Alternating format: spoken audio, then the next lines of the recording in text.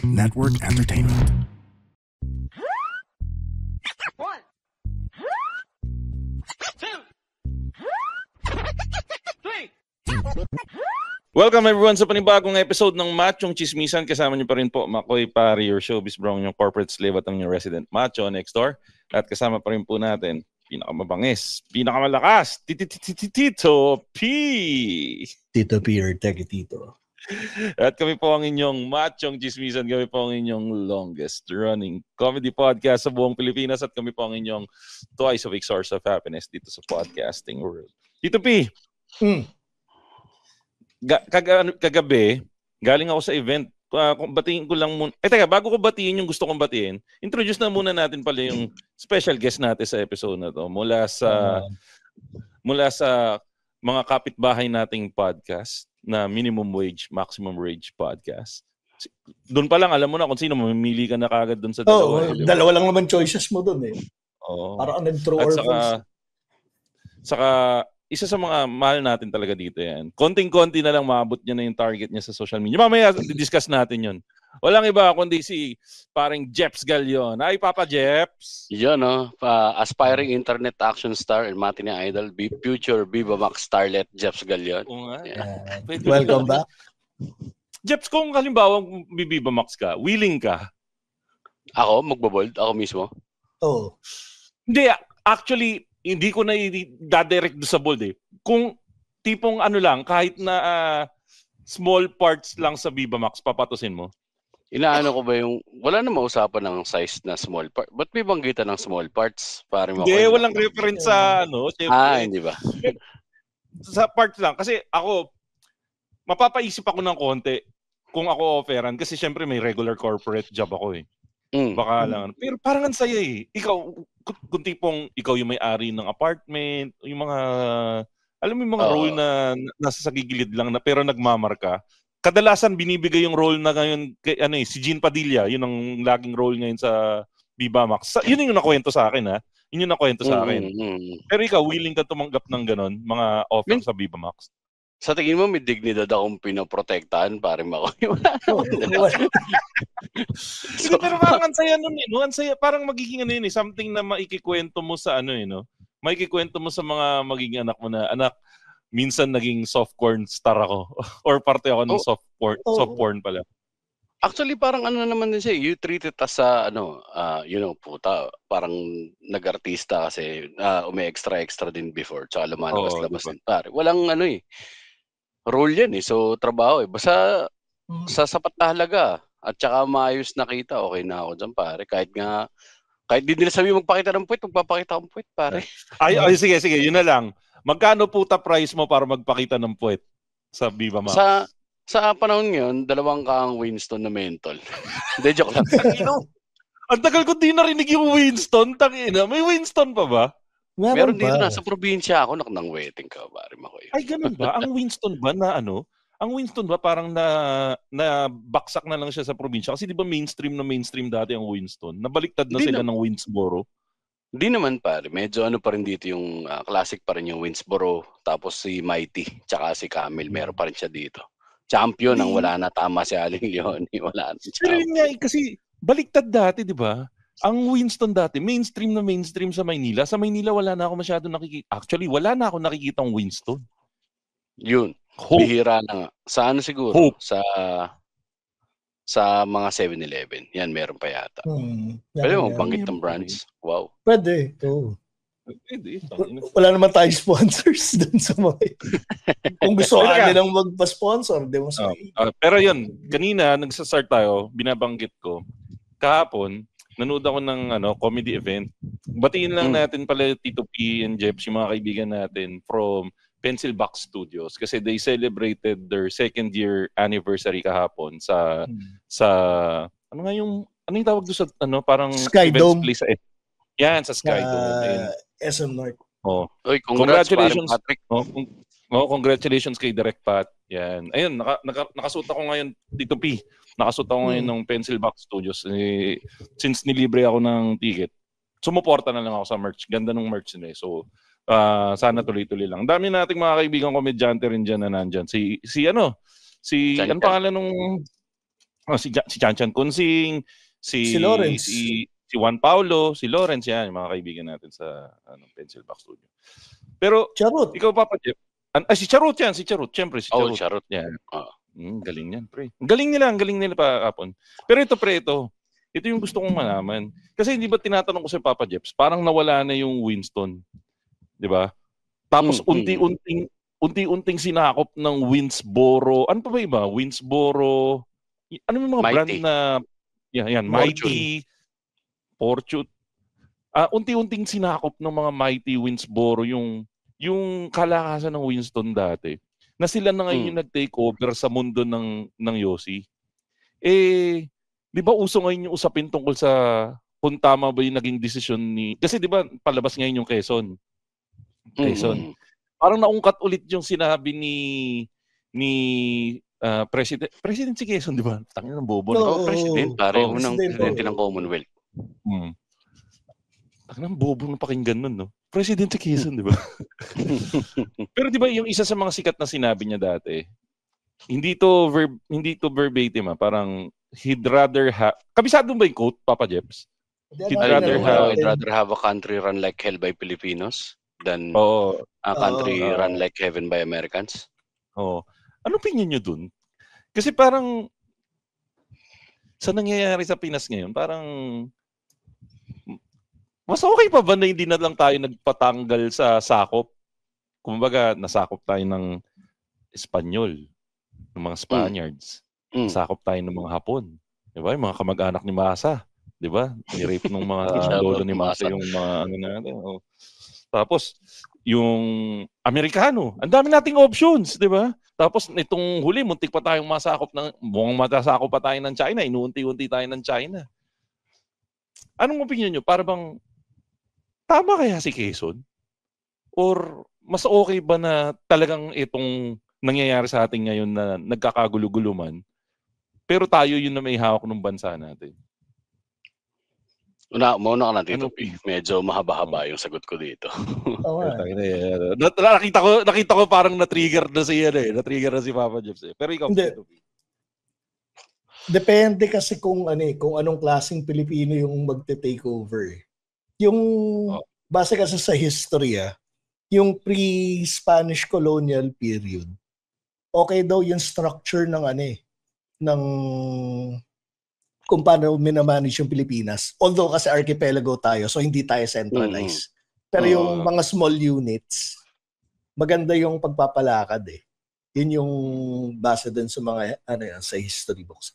Nagkanda leche-leche tayo kasi parang yung archipelago, parang ang hirap kasi niya i-manage as one unit dahil yun nga, sabog-sabog yung yung mga isla natin So pagdating dun sa parting yun, ngayon maganda yung idea na let's say, halimbawa, under tayo, let's say sa kung sino man yung mga sumakop sa atin. Sa Spain, hindi medyo okay dahil medyo tagilid din Spain ngayon. Pero yung Japan saka US, okay, di ba?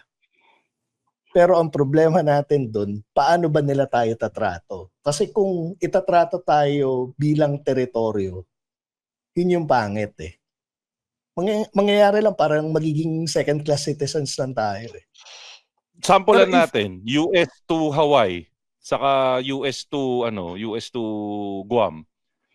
Hindi. Okay pa yung... Parang tinatrato ba nila na second-class citizen? Hindi. Pero yung mga US territories, katulad ng mga Bahamas, doon tayo mauolats. Puerto Rico. Hindi ko alam yung the way they treat yung mga people sa Bahamas. Yun ang problema, yung pag US territory ka. Pero pag yung Hawaii naman kasi is part ng state yan Yung Guam, in a way, kailangan nila yun dahil para ma-establish ng US yung airspace nila dito sa bandang Micronesia So yun. Pero balik na tayo. So mukha bang okay kung magiging kung hindi tayo bumitaw? Kung itatrato tayo as equals, then maganda siyang option. Pero kung hindi, kung magiging alipin, might as well okay na yung status ko. Medyo kasi sa akin na may points na swak din si Tito Pino. Pero hindi pala pero ang take ko dito pare, why are we here in the very first place. Bakit ba nagkakandaletse-letse ang Pilipinas in the very first place? Gaya na sinabi ni Tito P, the pre-colonial period, ang Pilipinas ay a collection of parang city-states, independent from each other. So parang pre-colonial Japan or Shogunate era Japan, na meron siyang sarili-sariling fiefdom, kingdoms, and different. Tapos yung mga kapitbahay natin sa mga archipelago, yung mga royalties ng Brunei, ng yung Timor-Leste or mga bagong yung mga bagong pangalan nila, kamag-anak din ng mga royalties natin, no. Bakit ba tayo napunta dito? Ba't tayo nagka-peste-peste?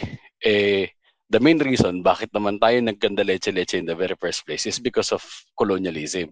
Yung sistemang kolonyal na pushback yung mga citizens natin into survival mode. Naging second-class citizen tayo sa sarili nating bansa, nawalan tayo ng self-identity, unti-unting nabura yung kultura natin. We are now subscribing to the Western ideals of civilization na hindi naman natin alam kung yun talaga yung tama. Ito byproduct lang to, kaya yung padrino system tsaka itong widespread corruption, everybody is still reeling from 333 plus years of being subjugated, 'di ba, as a people. So parang survival mode pa rin tayo. Ako muna mentality bago ikaw. Ba't kita uunahin? Pare-pareho lang tayo nag-struggle, tsaka nakamute ka, paring Maoy.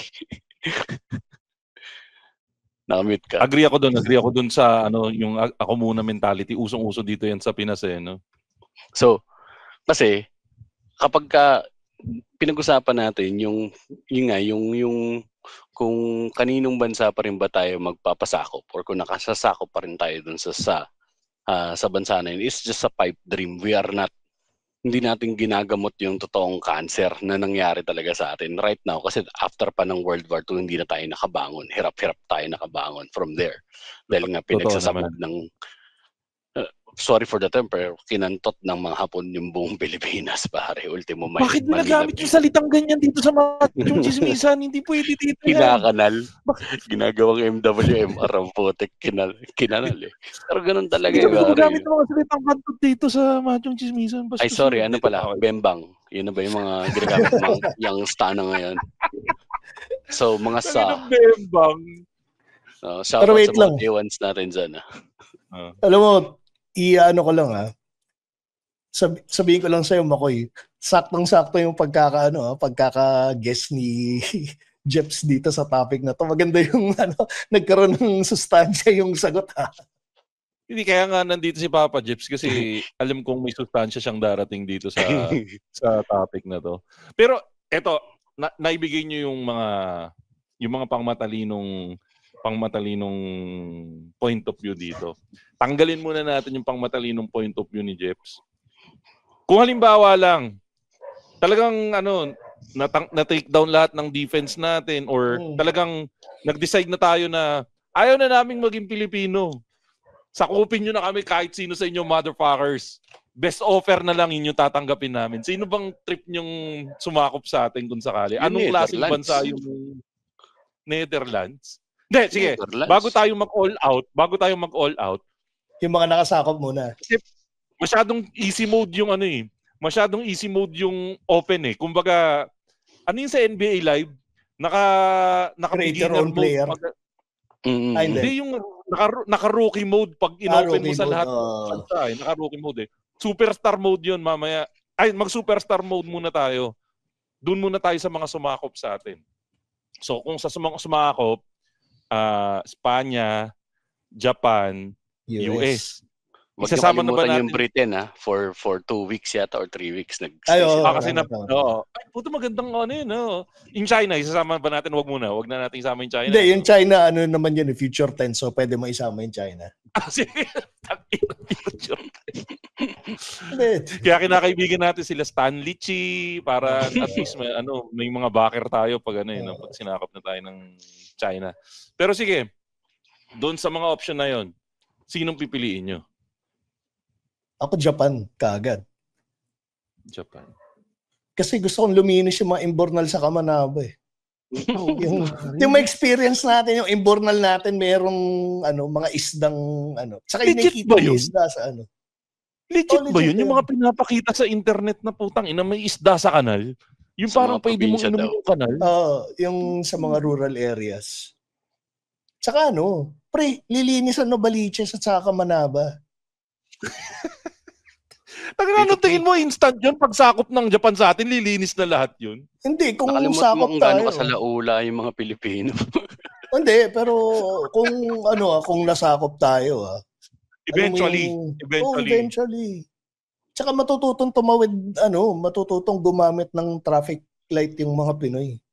Tsaka magbabaw tayo kapag tatawid. Tsaka magbabaw. Maraming salamat, hindi mo ako binangga. Matututo tayong kumain ng hilaw. Mas madaming hilaw tayong kakainin, no? Tangina. Saka magkakaroon na ng fair trade between Japan at saka Pilipinas. Yung dati supplier tayo ng Japayuki. Ngayon makaka-experience na rin tayo ng mga Tarantado ka, Tito Pia. Nanay ko Japayuki. Hindi. Joke lang. Pero totoo na Japayuki na. Legit naman alam ko yun. Hindi, ang point natin dito, is hindi lang yung Japan ang makikinabang. Ano ba yung tayo rin naman? Ikaw, Jeff, diba, suki ka ng mga easy. Easy. Nagbabagong buhay na tayo. Suki si Jeps ng... Dati, nung may punto sa buhay ni Jeps na naging suki siya ng mga bahay aliwa. At aminado naman siya. Kinuwento niya sa in episode natin. May peppered past. Wow, peppered. Peppered. May na collateral damage pa nga na celebrity dun sa kwento ni Jeps. Pero gets. Pero ako, pipili ako.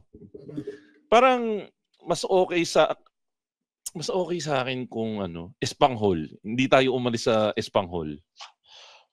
Kasi pare, isipin mo kung hindi tayo natanggal sa pagiging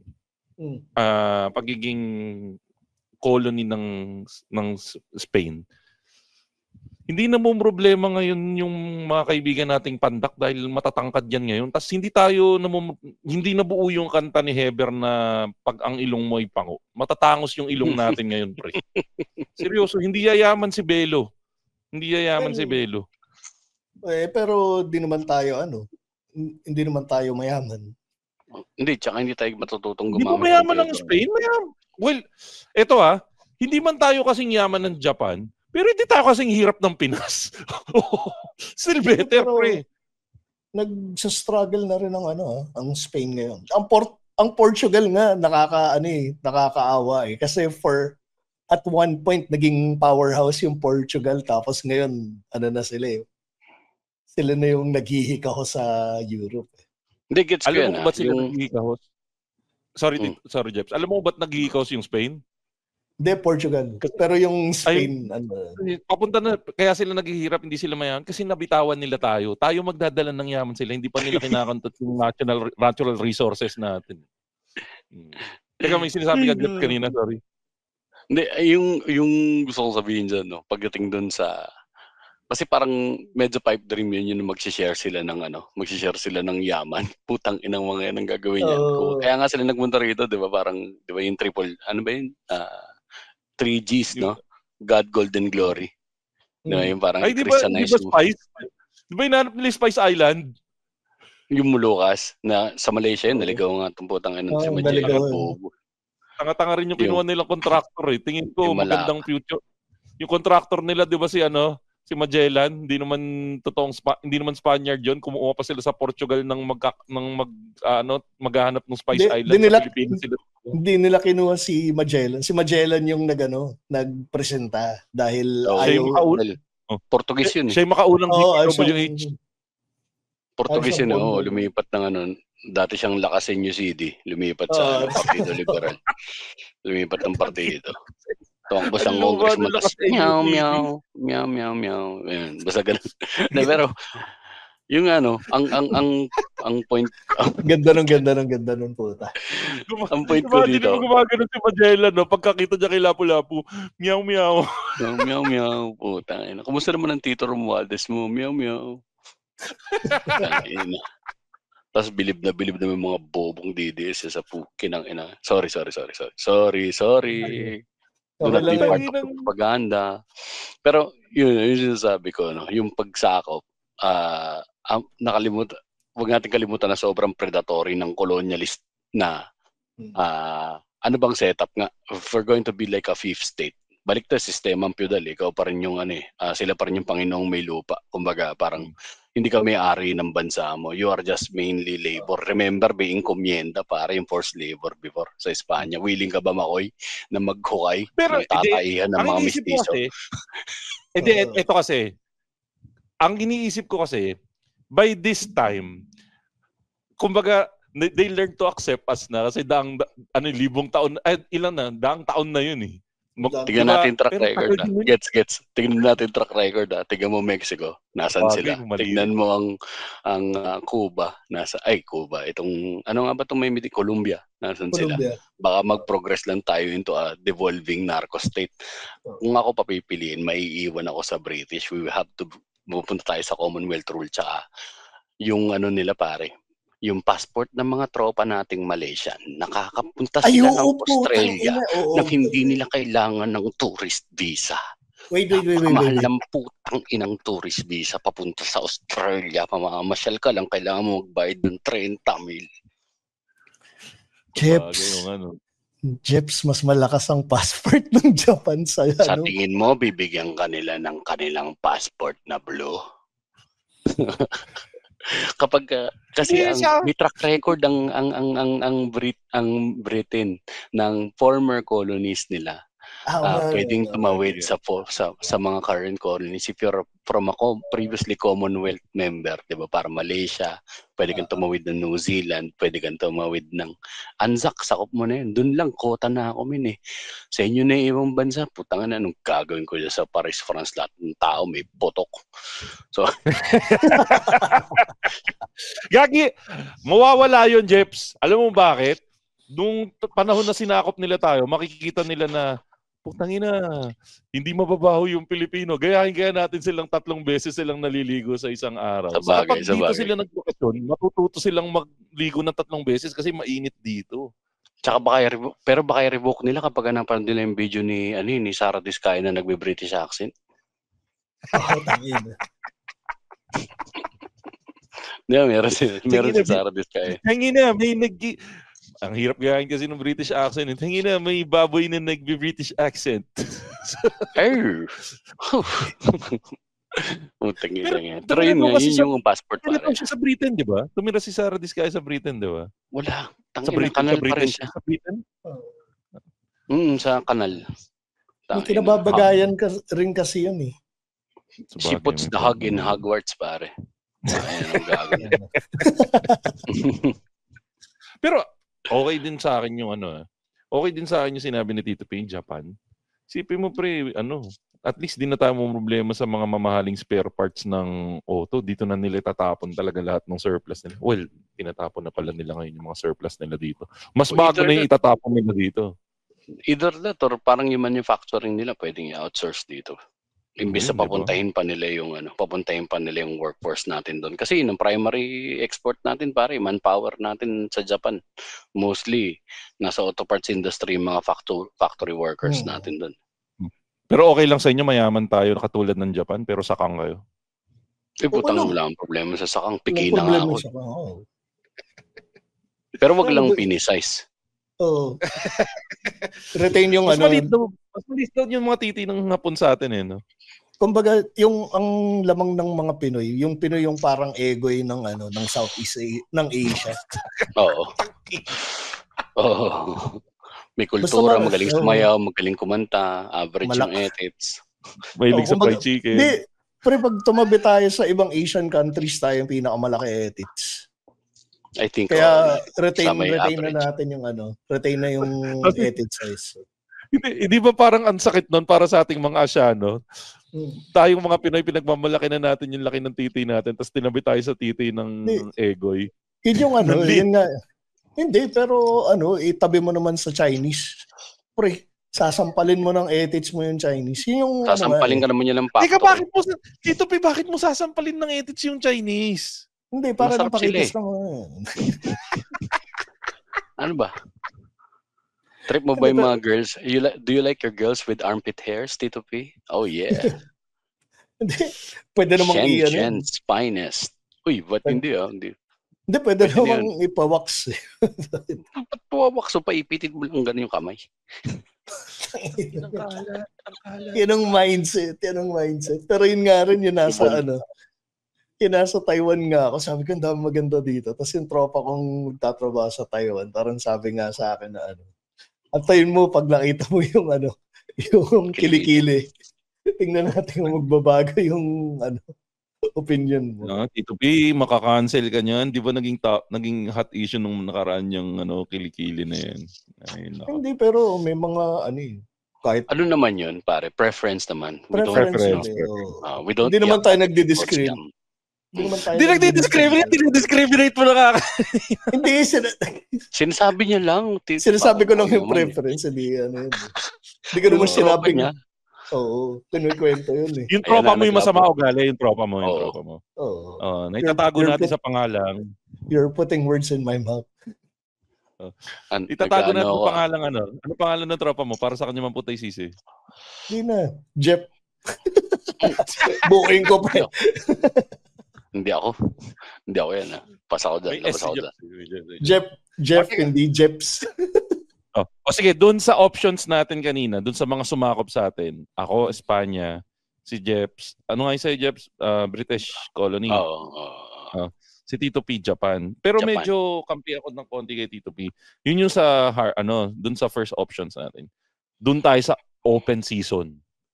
Open season tayo. Kahit sino, pwede na tayo magpasakop. Ito, medyo ganda natin.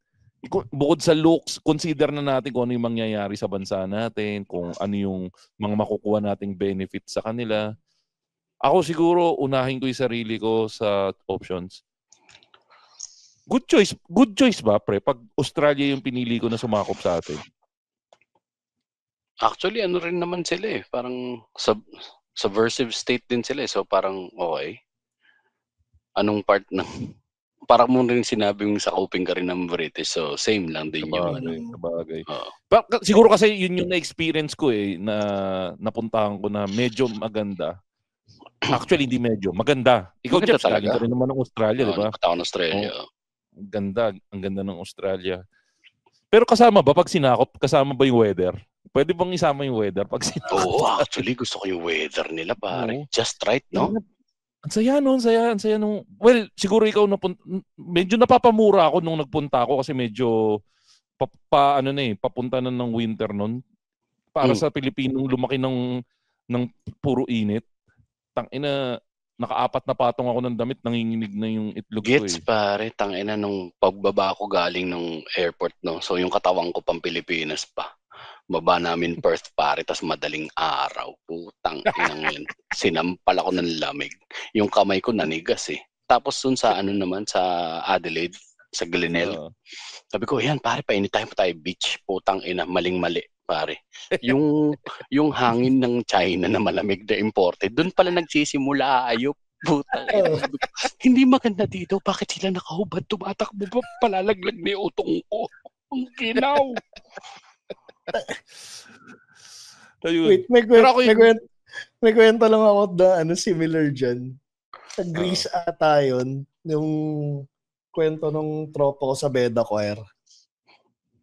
May public bath doon. Tapos yung maliligo sila. Ang lamig nga raw. Tapos nakita nila nagtatampisaw sa tubig yung mga tao.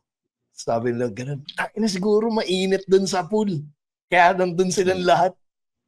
Sabay lumusong sila, puta. Malamig na yung tubig. Uurong edits mo, min. Promise silang lahat eh. Uurong edits mo.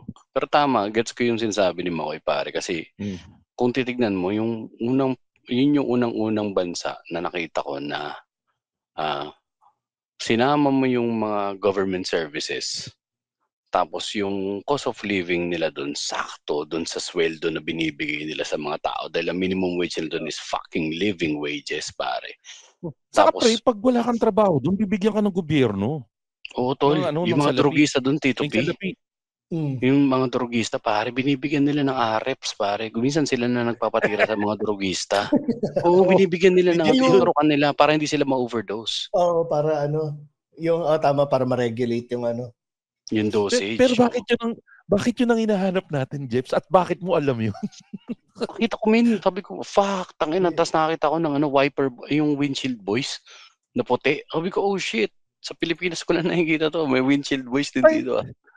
Pre niya yung naranasan ko doon. Tangina, pinagsisilbihan ako ng mga puti. Parang di ko matanggap eh. Parang pag kumakain ako sa restaurant, parang teka ako magse-serve sa iyo. Yun yung feeling ko. Tsaka papama ko yung pinaka ko doon, yun talagang nagulat ako yung anong tag ito. Hinihingan ako ng homeless ng pera na. Would you spare some change, mate? Sabi ko, tangina nito. Pag nakabasag ako ng 2 itlog dito sa Australia, pareho tayong homeless. Hanapan mo na rin ako ng karton. Ako ingan mo ng pera. Bigyan ka ng Philippine money. Ang masakit pre yung homeless doon, yun yung itsura ng mga nangaapi sa pelikula natin. Ganun yung itsura. Mga Cherry Hill yung mga itsura ng mga homeless doon. Ganun yung datingan. Pero gusto ko yung hindi siya nag-discriminate eh. Nanghingi pa rin siya ng pera sa'yo eh. Ngayon wala. Lahat ng tao. Hindi sila namimili ng puta, Asyano to. Pilipino to, walang pera to. Hindi, walang diskriminasyon na nangyayari. Pera is pera. Hindi, baka naisip nila Makoy na ay, Pilipino, nasa Australia, paka-IT to, paying pera. Uy, pero yung mga Indiano sa Australia pre, naka-Tesla. Totoo. Puro mga naka-Tesla. Mga ANAPs, no? Tapos lahat ng drive. Sa Pilipinas, nakamotor, diba? Dito sa Pilipinas, nakamotor lang, diba? Pero alam nyo ba kung bakit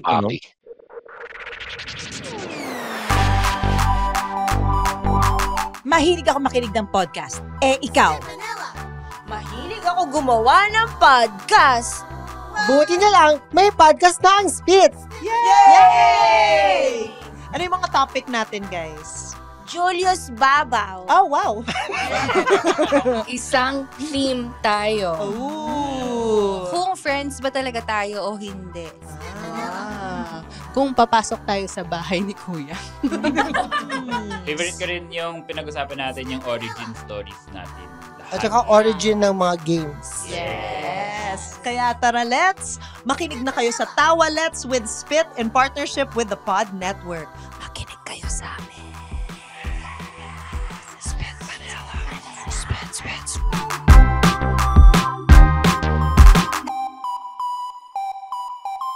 Pero nalaman ko na yung sagot kung bakit pala motor yung yung transportation of choice ng mga Bombay. Kasi hindi sila sisemplang pag nag-drive sila ng motor. Dami kasi silang balance. Hey. Oh, sige. Hey. Oh. Sino mauna sa inyo? Sino susunod sa inyo sa entry nyo kung saan tayo magpapasakop? Niisip ko sa mga Scandinavian na countries either Switzerland, Sweden. Ayan, the Netherlands. Pareho kami nang iniisip dito, P. Kasi asan ba si Tatay Diggs? Netherlands sa Hague. Netherlands sa Hague. Doon siya natagpuan nung nawala ng malay. Kasi sobrang relax. Sobrang relax nung culture nila. Tapos gusto ko rin yung nila. Yung tawag dito. Kulungan nila. Yung minimalist nila na na approach pagdating sa sa furnitures, yung IKEA ba? IKEA. Yung styling. Yung minimalistic design. Yung minimalistic. Utilitarian lagi. Doon ba galing yung IKEA? Doon ba galing yung IKEA? Swedish brand ang IKEA. Swedish company yung IKEA. Tapos finish naman ng Nokia na nagbigay sa atin ng 3310. Napakatibay. Napakatibay na 3310. Pero gets ko yung sinasabi ni Tito P kasi bukod doon, yung mga countries na binanggit niya ay socialist.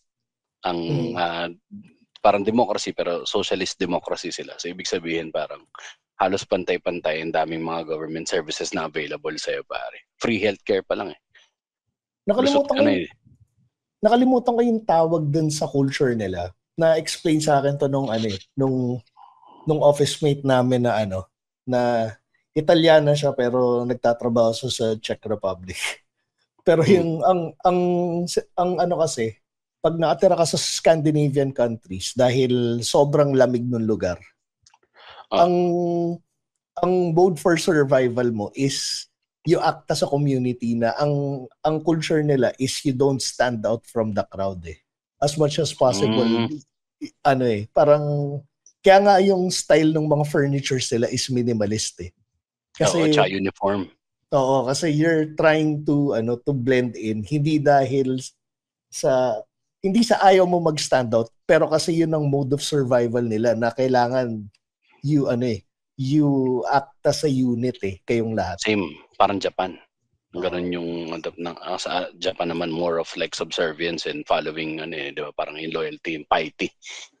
Basically kabaliktaran ng mga Pinoy. Dito kasi sa Pilipinas kaya tayo nagkakandaleche. Ang ganda nung point kanina ni paring Jeps Uunahin mo yung sarili mo kaya ang daming gustong sumisingit sa pila, 'di ba? Kasi tangina me first kasi pag hindi mo ginawa magkakandaleche-leche buhay mo, sample nga lang sa traffic, 'di ba? Pag sinunod mo ng maayos yung traffic, 3 araw ka nandun Kaya mapipiling, mapapasingit ka talaga Diba no choice talaga. Yung nagka-tsunami sa Japan, may kita mo, 'di ba? Kailangan nila ng tulong pero pag nagbibigay ng relief goods, kusa silang pumipila, hindi sila naglalamangan kasi ang mindset nila is baka lahat naman hindi kayo mauubusan. Una, hindi kayo mauubusan. Exactly. Yun yung magandang punto mo, Tito P. Sa Japan, pag namigay ng relief goods, hindi magkakaubusan. Dito kasi may chance ang maubusan ka Hindi lang sa hindi magkakaubusan Ang another mindset nila is iniisip nila yung kapakanan ng kapwa nila na may konsiderasyon, nagiging considerate pa sila na sandali kailangan natin pumila dito kasi saka yung hindi mo babakawin kasi marami kayong may counter argument dyan yung parang yung mga talagang mga nakatira sa Japan naman na parang it's just for putting face kasi dalawa daw ang klase ng mga Hapon, dalawang klaseng identity meron sila, the public face and the private face. Pipila sila pero dinidiscriminate kanila sa likod ng mukha nila na ay doso pero isipin putang ina mo umalis ka sa bansa ko. Pero gets ang problema kasi natin dito sa Pilipinas kaya naman din ngayon dahil dun sa survivalist yung hyper individualism na parang nakuha din natin sa colonial nating galing ba rin sa colonial na mentalidad ng mga Amerikano. The individual is always parang on the top of everything else. I am me, I have my own parang 'di ba yung sariling pag-iisip na ganito. Wala yung uniqueness. Wala na yung ngayon pa lang nila binubuhay ulit yung kapwa Rest in peace na dun sa kay Mrs. De Guia, na asawa ni Kidlat De Guia na nandun sa The Filipino Story na parang yung community based kasi naging hyper individualistic na rin talaga. Tapos lalo pa siyang dinagdagan nung putang inang bullshit na mundo ng social media pero na dun tayo nakatira ngayon recently lahat ng tao ngayon iniisip nila main character sila pare na this is my vlog, the whole world is my vlog. Hi guys, welcome to my vlog. So kailangan mauna ako. Pero di ba kasi yung social media yun yung medyo na-trigger sa social media na nagkakaroon ng sort of main character energy ang halos lahat. Dahil siyempre, siyempre iba-iba yung level ng pagiging main character energy nila. Pero at up to a certain level, meron kang main character energy dahil sa social media. Kasi ang expectation mo is when you post something, people would react to that. Kaya ka nga post ng post.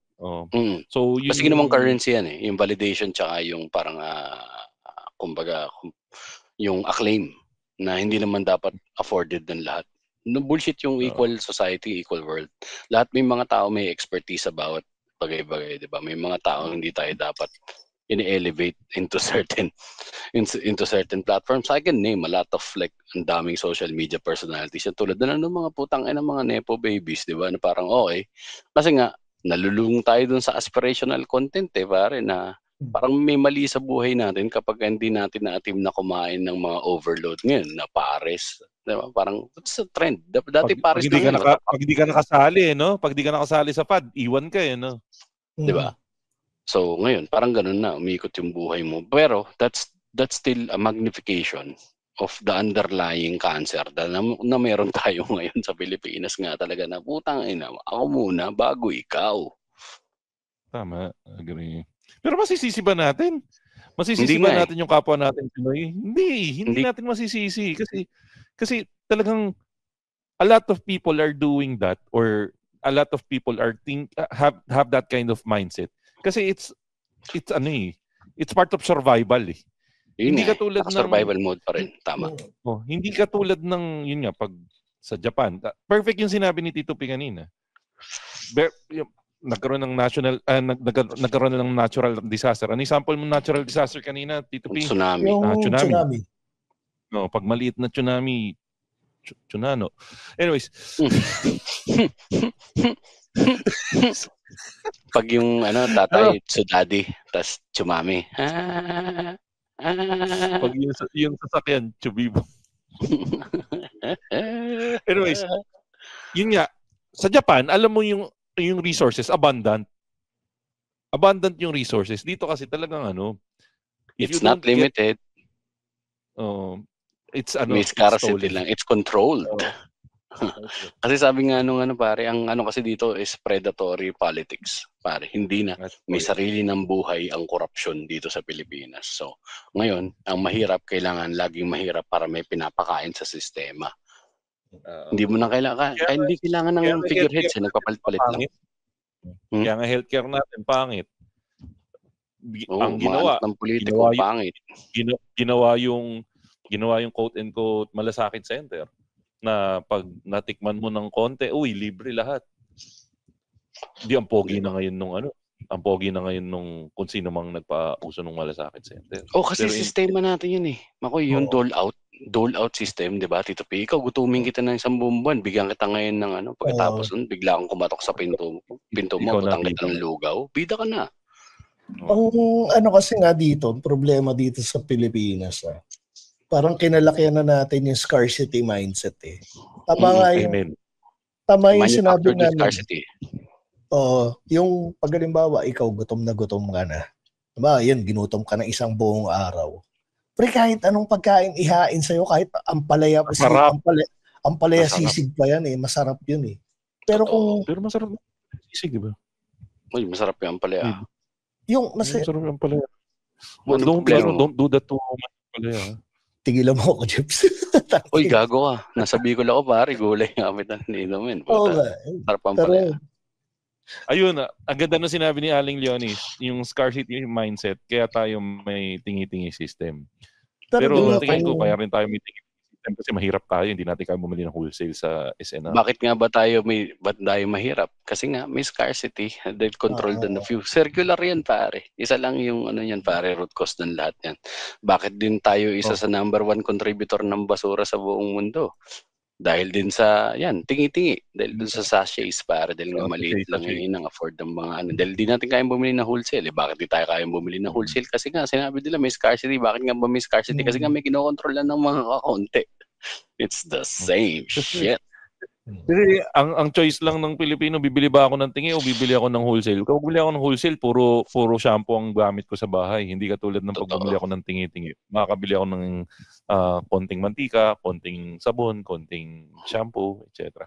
Teka, ikaw, Papa Jeps, nalaki na ni Tito P answer niya. Ikaw, ganun din ba yun sa'yo? Doon ka rin ba magpapasama? Oo, Netherlands din ako kasi pare may sila parang baka pwede nilang maihawa dito yung ganun nga, yung socialist reforms na pwedeng NPA ka talaga, Papa Jeps. Di ba doon umatak yung NPA? Far left na yun Far left na yun. Papunta na sa far left Medyo centrist pa yung socialism, pare. Socialismo Yung mga socialismo. Magagalit sa'yo si Karl Marx yan. Yung kumanta nung Now and Forever. Tama? Now and Forever. Siya yun. Kapatid ba ni Richard yun? Ha? Merc? Yung dating asawa ni Nora Honor? Ni Nora Honor. Si Richard Merc. Ang gawa ng reference. Ano yung mga joke natin, kailangan i-google ng ibang tao. Paano pare? Kaya nga may Google na yun, Information Superhighway. Sabi mo kay ChatGPT, bakit nagsabu si Richard Merc? At sino si John Knight sa buhay ni Nora Honor? Pagina John Knight! Ang luma ng John Knight! Siyuta ni ano? Ano ba relasyon talaga nila? Parehas sila ni... Ay, hindi. Wag natin ituloy dito. Wag natin tuloy. Mga namayapa ng mga nilalang, no? Send in the clowns. Gusto ko yung pelikula ni Kuya Germs na yun. Yung clown siya. Payaso. O malamang, clown siya. Pero, pag pinanood nyo yun, for its time, sobrang sobrang ahead of its time yung clown, yung pelikula na yun. Napapanood ko yun lagi dati sa Channel 2 sa Channel 5 paghapon. Ano yata yun Parang may malapit to sa experimental, papunta nga sa avant-garde yun actually. Yung sabi nga ni Aling Channel 9. Channel 9, pare. RPN, ang tawag dito, sa Broadcast City. Shit, nakatrabaho pa yung mga nagtrabaho dyan before. Yung mga writers naman doon. Pero nakapag-Channel 9 ka ba? Hindi. Hindi na pare, wala nang RPN nung nagsisimula na ako magsulat pare. Patay na ang RPN 9. Pero diyan ako nanood ng Kung Fu ni David Carradine. At nang nasirang sino to yun si David Carradine nga. Autoerotic asphyxiation. Sa Thailand, di ba? Babalbal ka na nga lang, putang ina, sakalin pa sarili mo. Ano ka, blackjack. Anyway, I'm sorry. Moving on. Pero yun, sige. So, ang specific mo Netherlands. Ano specific sa Netherlands? Ano yung specific sa Netherlands yung mga gusto mong ma-enjoy? Pare, social services, min. Tangina, sobrang gutom ko sa mga basic needs. Di ba ikaw, Makoy, nakarating ka ng Australia. Singapore na nga lang, pero pareho lang din naman, pero putang ina ng Singapore na yan. Iyabang ng mga Singapore. Mga walang kaluluwa yung mga yan, tsaka mainit sa kanila. Wag silang mayabang masyado. Mainit. Saka nanghihingi lang ng tubig sa Malaysia ang Singapore. Yucks. Tapos okay lah. Pero di ba, ito lang matindi sa Singapore, pre. So sobrang yaman nila, putang nasabi nila, tangina wala tayong tubig, bayaran na lang natin yung kapitbahay natin, makihingi tayong tubig doon. Ganun diba? Sila. Solid, no? Tangina, tsaka doon ako na-realize kung gaano ako kahirap. Puta, grab ako ng grab. Putang ina, isang trip pala doon ng grab, 1.5 halos, 1.2. Tapos pag nung nag-train ako, tanginang yan.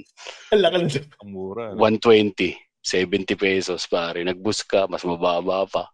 Tapos, effective, sobrang efficient no transport system nila. Tangina, bakit ka nag-grab? Ba't ka nag-grab na nag-grab? Boy. Ito Tito P. Jeps, ito Papa Jeps sa Tito P. Nung nasa Singapore ako, akay ako ng misis ko sa isang business trip Ang misis ko, ubod ng tamad.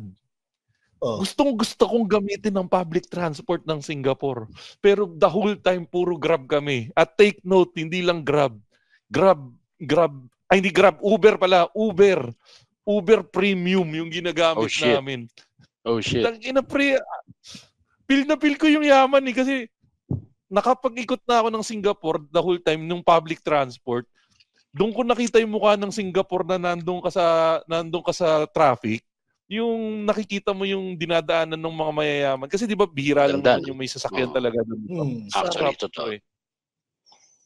Ang trinay ko naman sa Malaysia, nung nag-Malaysia ako, ang trinay ko, nag-angkas ako doon.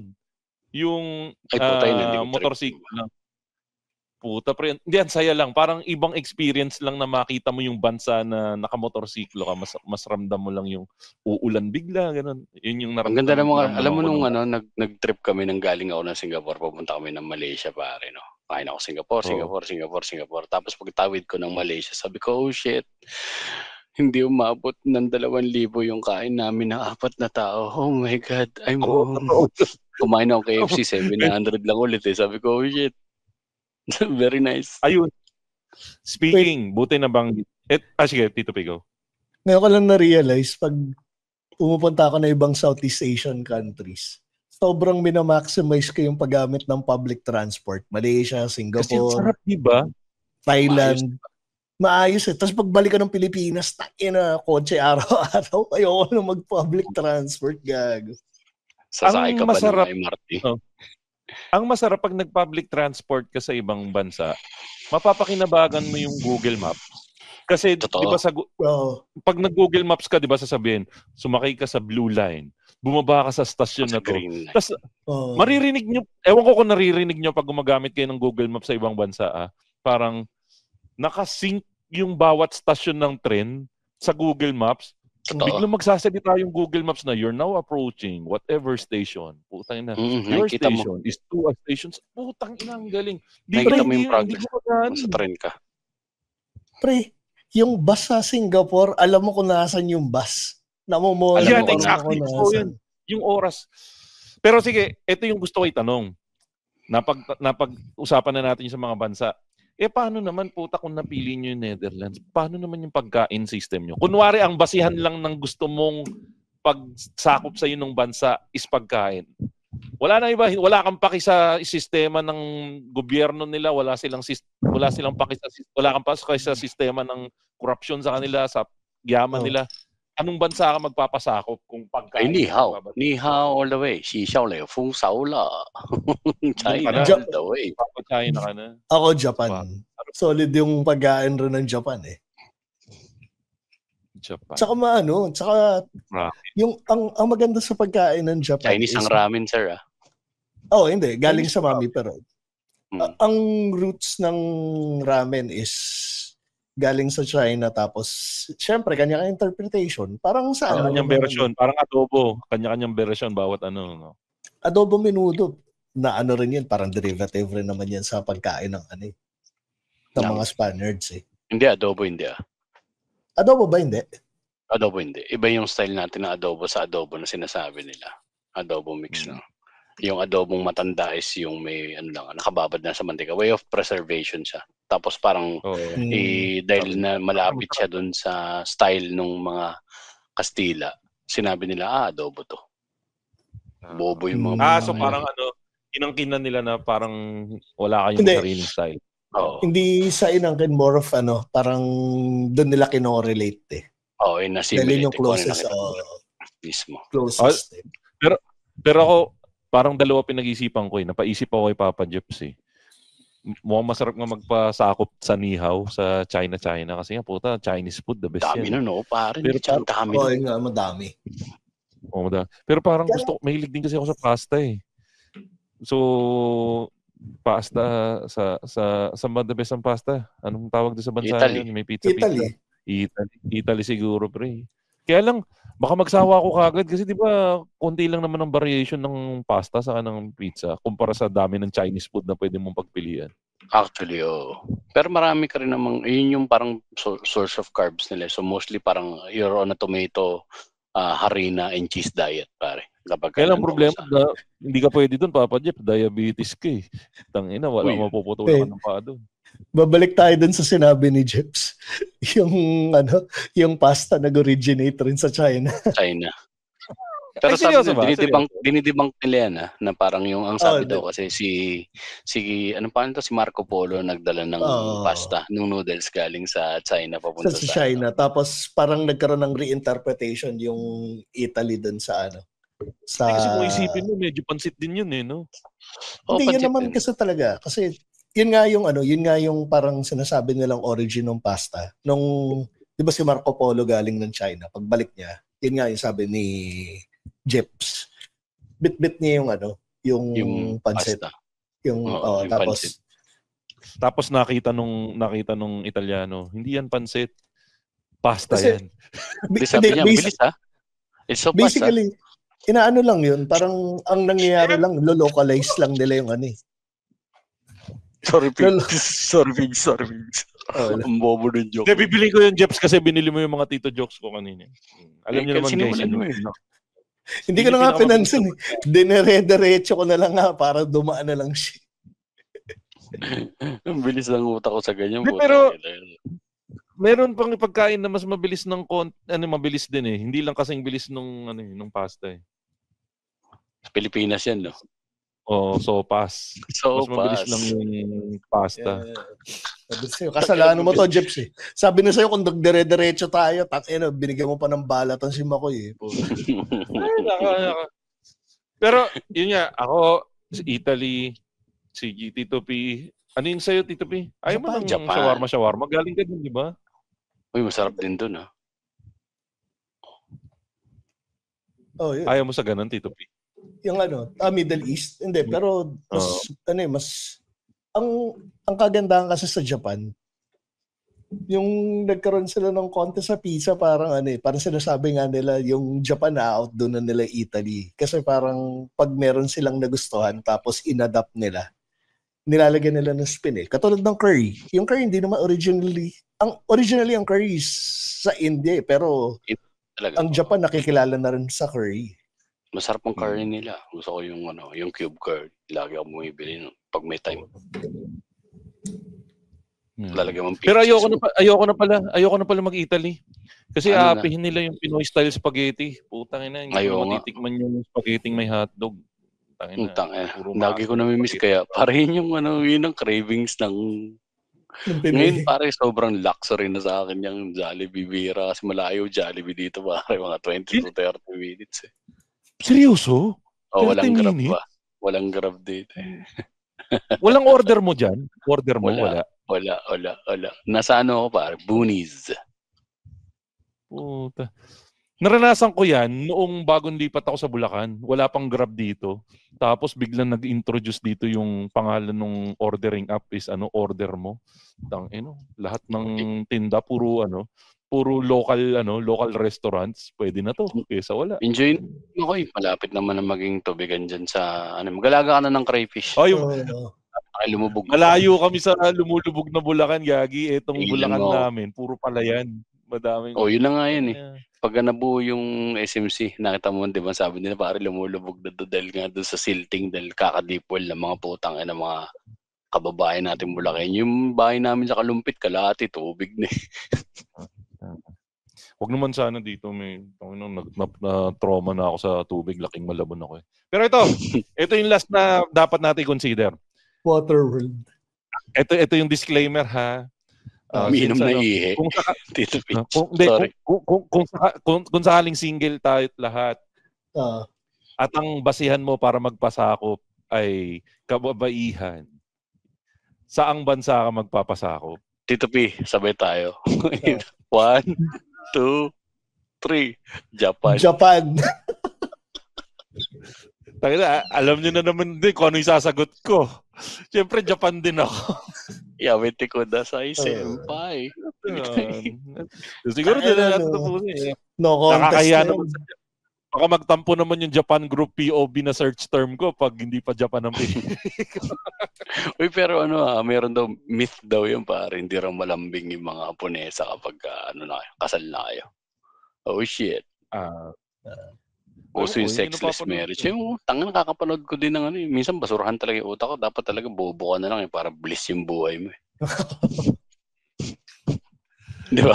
Anyways, Papa Jeps, maraming salamat sa pag-guest sa atin dito sa Machong Chismis. Ano ba yung mga, may bagay ka ba na gusto i-promote? Alam ko na-promote na natin sa page ng Machong Chismisan yung Jeps Galion Facebook page. At alam ko by this time siguro naabot na yung target mo. Pero promote mo na lang ulit para doon sa mga hindi pa nakakaalam kung saan ka pwede i-follow. Ayun, ako'y nagpapalawig ng aking Facebook page para naman po ako'y maging influencer na nagpo-promote ng glutathione pero hindi ng sugal, di ba? Papuputiin lang. Pero yung glutathione ko targeted, singit lang yung puputi. Tangina, magbebenta ka na rin sa TikTok na nagpapakita ka ng singit, Jeps? Kaya mo yun? Oo, parang yung nagpapahit ako ng singit. Putang ina, nakakadiri. Sobrang cringe yung puta. Anyway, hindi, joke lang. Facebook.com/JepsGalion. Parang siya. Actually, yung totoo niyan. Kaya ako siya pinopromote kasi nag-ready talaga ako. Nakalimutan ko yung part ng doon sa show business ng yung business side eh. Yung show, nakuha ko na eh. Yung business na lang sobra. Kasi kapag nag-solo show ako, hulaan mo kung ilan manonood. Mga 6. Tapos 2 pa kayo. Tapos si Tito Pidge hingi pa discount, di ba? Dahil tropa naman. Tapos mainis lang sila. Hingi akong libreng ticket saka drinks. Tapos mainis lang kayo. Tapos narinig nyo na kasi yung jokes na yun, di ba? Kapag nag-show ako. So, puta. Yun. Para tigilan ko na rin yung corporate job ko. Hindi, pero yun guys, seryoso, follow nyo si Jeps Galion. Madami siyang pinopost ngayon ng mga, active siya ngayon sa content creation. So, kung gusto nyo ng quick laps, makikita nyo lahat yun dun sa Facebook page ni Papa Jeps, which is, yes. Saka, Papa Jeps, tuwing kailan naglalabas ng bagong episode yung podcast niyo? Sabi namin pare, ang pinaka-inconsistent na podcast sa buong Pilipinas, pare, minimum wage, maximum wage. Nagda-drop kami ng episode dati ay Thursday, naging Friday, naging Saturday, naging Sunday, ngayon Monday. Basta ang laging tatandaan, malilate pero hindi a-absent. Yan. Yan ang mindset. Alam nyo sa eskwelahan, pinagbibigyan ng teacher kadalasan yung madalas pumasok. So, pakinig lang kayo lagi ng makinig lang kayo ng mga Pinoy podcast natin. Tito P, anong gusto mo nga i-promote ulit bukod dun sa pag-rock crime? Ay, sa mga pag-rock, anong tawag doon? Burgis Sports. Bouldering. Burgis Sports. Bouldering naman. Pare, so, ang ganda nun. Sorry lang, pare, sinasyan na ni Tito P kasi yung niya, pare, yung Caloocan na bring niya, pare. Putay na, pare. Papa Jeep, pare. Ang mga sport, pare, ang mga pinagpapakabisihan ni Tito P, bouldering, BGC run, ano yan, Tito P? Ano yung run club mo? Just show up na yun, pero Rockwell Run Club dati. Putay na Rockwell Run Club, putay na Jeeps! Fuck, walang mahirap doon. Walang tricycle doon. Pre, malapit sa puso kayo. Bro, you wanna play pickleball sometime, pare? Yeah. You wanna play some pickleball, pare? May paddle ka na ba? You have a paddle, pare? Jeps, konti na lang magpi-pickleball na yan eh. Papunta na sa pickleball na si Tito Pinche. Ayoko pa ng pickleball, putang. Tatanda ako dun sa pickleball na yan. Polo. Polo na yan, pare. Masyadong mabagal yung pickleball para sa akin. Pa-DPWH contractor na yung sports niya. Pang-contractor level na yung polo, putay na, dalawa na may maintain mo dun. Yung mga pampalo mo, saka yung mga kabayo mo ganun ng level yung pag-polo. Pero sobrang pare, parang nag-iba nga pare, si Tito Peach is glowing right now, pare. Ayan, the Burgis Sports is doing good on you, pare. Kahit na tinitira si Tito Peach, si Tito Peach ngayon ng nanay ni Claudine Barreto. Dahil Raymart Santiago. Raymart yan. Huwag lang magtatanggal ng cup. Ay, pag nagtanggal ng cup yan, Papa Jeps na ng 97.1. Kailangan niya ng pero solid. Gago, sorry Page. Tuwa na kasi ako nakita sa mga Burgis Sports. Pagbigyan niyo na. Invite ko na sila kung sa kanila pwedeng sundan. Sa IG, Tito__P para makita niyo akong nagbuburgis sports. Actually, ngayon ko lang din naisip yung putang inang yung mga sports mo na yan, pare. Ano lang yan, yassified version lang ng snatching at saka ng akyat bahay. Maraming salamat, Jeps. Uy, teka, ba't nagpapaano ka na kagad? Hindi. Meron pa tayo. Kinall out niya yung tama yung sinabi niya. Basically, mas madali nga namang mag-prosper sa running dahil kamanaba, snatching, part of our culture. Tapos akyat bahay yung bouldering, pare. Bouldering, walang tali. Akyat bahay. Pare. You can take out the kamanaba out of the boy. You can take the boy out of kamanaba, but you can never take the kamanaba out of the boy. Teka, ito na nga po pala mga kaibigan. Medyo matagal-tagal nating hindi nagawa itong segment na to dahil madami nang nagme-message sa akin na nagagalit. At ito po mga kaibigan, ang paboritong segment ng karamihan sa ating lahat, ang pina-follow ba ni Tito P, mga kaibigan. So ito na po mga kaibigan, ino-open ko na po ang ating randomizer. At ito na po, malapit na po nating makita kung sino i-check natin kung pina-follow ni Tito P. At mga kaibigan, ito na po. Nakita na po natin. Ang i-check natin kung pina-follow ni Tito P ay si Bunja. Random po ito totally random. Bunja, B-U-U. Buksan nyo na ang Instagram mga kaibigan. B-U-U-N-J-A. At i-check nyo kung pina-follow ni Tito P at Pina-follow ni Tito P, mga kaibigan. Si Bunja, mga kaibigan. At tingnan natin kung ka-follow. Nako, Tito P, ba't bina-follow mo to? Bata pa to ah. Hindi gago. Hindi na. Ano yan? Mukha lang bata yan. Tanda yan. Teka, ba't hindi mukha lang bata. Okay. Walang bata. Graduate ng Don Bosco yan po. Alam, kita mo, alam nyo kung saan nag-aaral. Alam yung life story. Hindi, kasi marami ang tropang taga Don Bosco. Sila yung nagsasabi na schoolmate nila yan. Lahat sila may Lolita complex din, Pidge. At yan po mga kaibigan, ang ating... Una sa lahat, si Ingo ang nag-introduce sa match and chisisang kay Bunja. Ay, wala akong kinalaman dyan. Wala akong. Eto na po mga kaibigan, ang ating latest episode. Ay, hindi, tapos na po pala. Maraming salamat mga kaibigan sa pakikinig ng latest episode ng Machong Sismisan. Kasama po natin from the Minimum Wage, Maximum Rage Podcast. Walang iba kundi ang ating kaibigan na si Jeps Galion na lagi nagsasabi. Maraming salamat sa nakikinig at patuloy nakikinig ng lahat ng mga podcast na Pinoy. Di ba? Lagi niyong tatandaan. Tangina niyo, may Diyos. Teka, buti sinabi mo. Nakalimutan ko batiin yung mga kaibigan nating podcast. Baka magtampo sila. Teka, habol ko lang. Andyan nga pala guys, pakinggan yung mga kaibigan nating podcast, Backtrip Podcast, Tigas Tito Podcast, Pinoy Mimeology Podcast, 25% podcast ni Jasper Reyes na kinabahan kahapon dahil nakita niya si Kong TV. Di ko alam kung ba't siya kinakabahan na nandun si Kong TV sa event. 30-40 podcast. Wala naman siya sinabing masama kay Kong TV, di ba Tito P? Wala ka dapat sinasabi. At 30-40 podcast, MJ's Bubble Podcast, Fanboy Chronicles Podcast, Galingan Mo Naman Podcast, ang Tatayhood Podcast, ang malapit nang magbalik na Kisklot Chronicles Podcast, Pandango sa Lightbulb Podcast, Konichi Mates Podcast ni Masahiro Nyoka na machong-macho na rin ngayon. At syempre yung mga Patreons natin, si Cujo, si Ulayo Sinpri, Kay Gandahan, Dar Almenda, Wilbert Asawa ni Beng, Darwin Busuego, Jimbo, Jason Bonsa, Jun Magpuyo, Aiser Patalen, ang patron ng mga Patron. Mali pala, ang patron ng mga Patreon. Malang iba kundi si Len Mackenzie. At syempre ang mahal na mahal nating lahat, Kitorific PH. Kung nasa Metro Manila kayo, check nyo lang Kitorific PH sa inyong mga Grab app o kaya contact nyo sila sa Facebook page at sa Instagram page nila, Kitorific PH. At yan mga kaibigan, nating latest episode ng mga Chong Chismisan. Thank you ulit Papa Jeps at Tito P na lagi nagsasabing honesty is the best.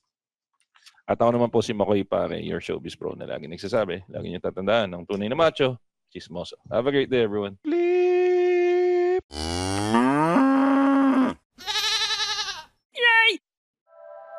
The opinions of podcast creators, hosts, and guests are not necessarily reflective of the official stance of the Pod Network Entertainment, its hosts, or other network programs. The content created by the people behind the podcast is personal and not meant to harm any religion, ethnicity, group, organization, company, or individual.